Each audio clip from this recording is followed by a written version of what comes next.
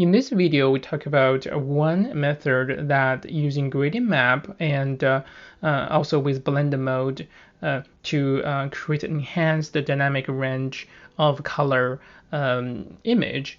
So in this process, you will see the whole process and with explanation. So first step is to create a gradient map using adjustment layer, which you can find in layers panel.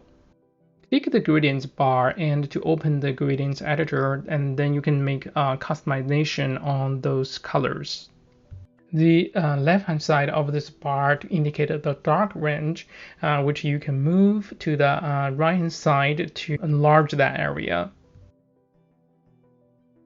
The middle range also works to try to play because it's gonna to give you some balance of the black and white. At any of this position, you can add a new custom points that to play with the colors and to enhance those parts. By adding a little bit more color is a trick that will enhance the final print. If your print, it's encouraged that add a little bit of light color for the middle range. As always, then you can use to turn on and off the visibility of the gradient map layer to see the before and after. In most cases, it's recommended you to experiment with blend mode to see the possibilities.